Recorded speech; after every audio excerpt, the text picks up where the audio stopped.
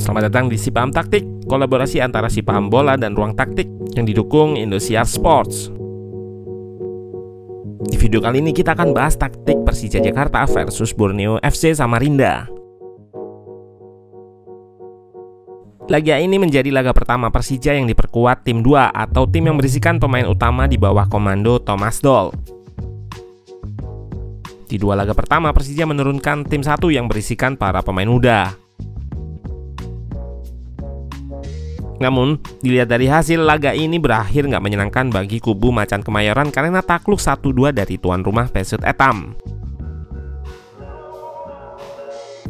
Nah, kita akan bahas jalannya pertandingan dari sudut pandang taktikal. Let's go, kita bahas sama-sama. Persija pada pertandingan ini turun dengan formasi 5-2-3 atau 3-4-3.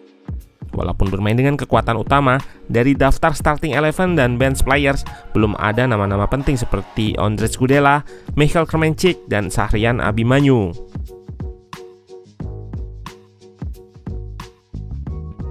Di kubu tuan rumah, Borneo FC turun dengan formasi 4-3-3. Hendro Siswanto diplot jadi single pivot, sementara Kei Hirose sepanjang pertandingan lebih sering menemani Jonathan Bustos.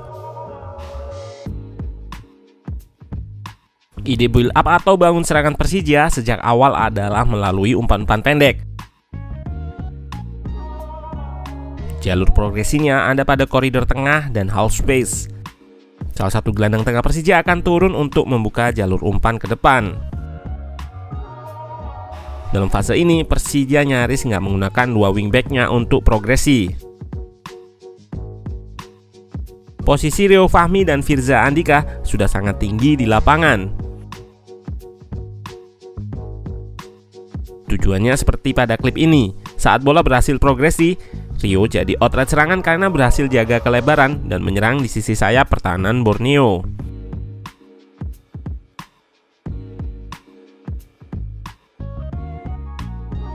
Namun, lini tengah Persija sebetulnya kalah jumlah secara natural.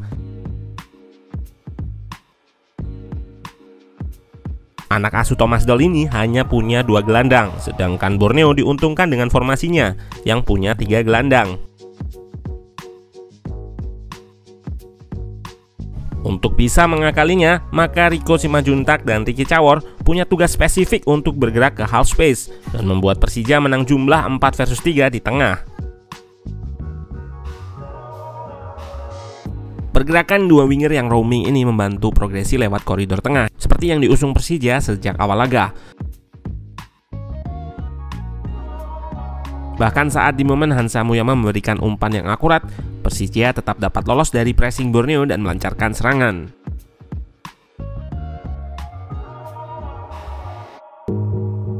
Apabila Persija berhasil melakukan bangun serangan, maka gambarannya akan seperti ini, membentuk struktur 3-2-5. Keunggulan jumlah di sisi sayap inilah yang membuat Persija sukses penetrasi lewat pergerakan Firza.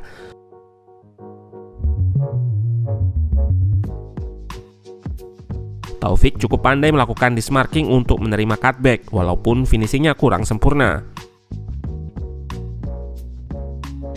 Pada proses gol pertama Persija, kami nggak bisa melakukan analisis mendalam karena siarannya yang terpotong, sehingga nggak mengetahui cara Persija bisa progresi sampai ke depan.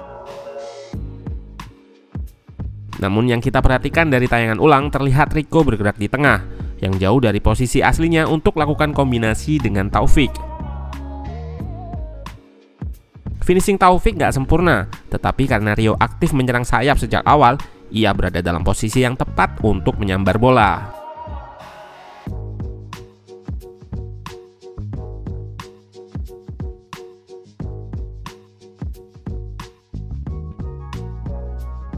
Persija yang menguasai total 55% penguasaan bola kalah efektif dari Borneo dalam urusan menyerang. Salah satu penyebabnya adalah kolektivitas Borneo saat melakukan high press. Alhasil, ide bangun serangan pendek seringnya nggak terwujud karena pemain akan lakukan direct pass untuk lepas dari situasi pressing Borneo. Kolektivitas pressing Borneo juga tampak dari jarak antar pemain dan jarak antar lini yang cukup dekat. sehingga para pemain bisa merespon sesegera mungkin keputusan apapun yang dibuat Persija dan berusaha merebutnya. Peluang emas pertama Borneo bahkan diperoleh di awal laga karena kesuksesan merebut bola di wilayah pertahanan Persija.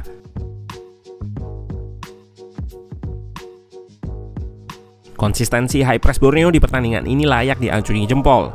Persija sulit untuk mengembangkan permainannya.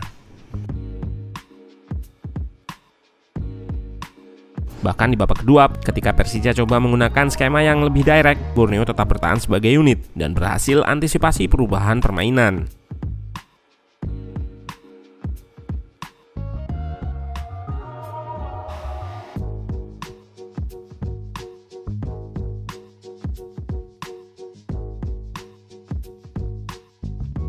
Taktikal foul juga dilakukan dalam aspek bertahan Borneo.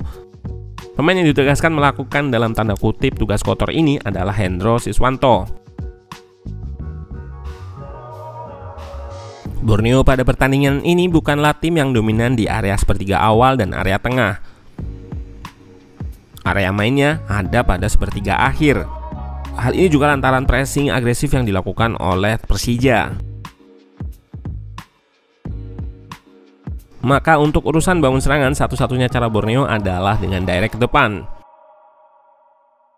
Build up ini memang terkesan nggak efektif dan seperti asal melepaskan umpan panjang saja. Tetapi ada maksud di balik itu semua. Borneo sengaja melakukan banyak long ball untuk melakukan jebakan berupa counter press atau rebut bola kembali ketika bola muntah atau second ball. Walaupun bola direbut, kolektivitas pressing Borneo yang sudah disinggung dari tadi membuat situasi jadi berbalik menguntungkan bagi Borneo. Hal ini pula yang dikeluhkan Thomas Doll seusai laga. Pelatih asal Jerman itu mengatakan timnya terlalu mudah kehilangan bola saat sedang on possession atau menguasai bola, sehingga setiap kesempatan untuk menyerang atau melakukan transisi jadi gagal. Disinilah Borneo memanfaatkan peluangnya. Gol pertama Borneo lewat Stefano Lillipali dimulai dari skema high press di penghujung babak pertama.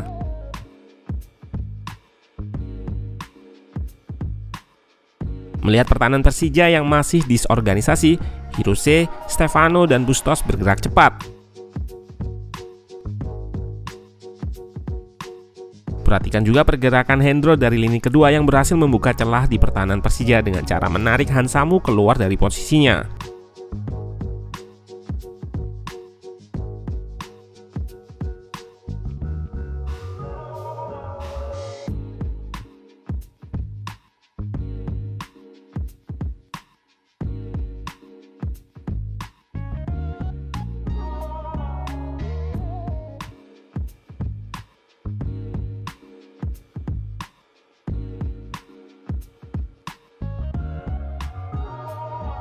Awal mula gol kedua juga lahir dari solidnya pertahanan Borneo. Jarak antar lini masih rapat dan intensitasnya tetap terjaga dengan menjaga ruang bermain tetap sempit bagi Persija, sekalipun arah serangannya sempat diubah.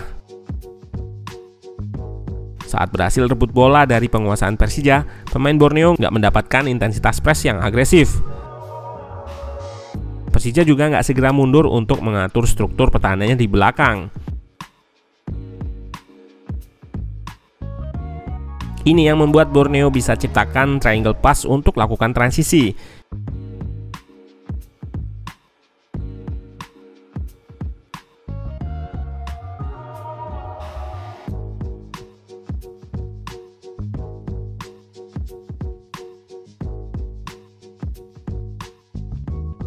Kita perhatikan pergerakan Hirose dengan cepat berlari dari lini kedua untuk memudahkan Mateus Pato melewati Maman dan Hansamu. Sementara Ryuji terlambat balik ke belakang sehingga ada ruang yang terbuka.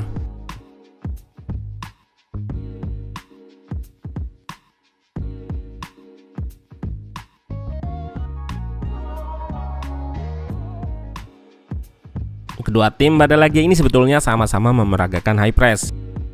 Hanya saja letak perbedaannya ada pada mekanisme build up dan intensitas pressing kedua tim.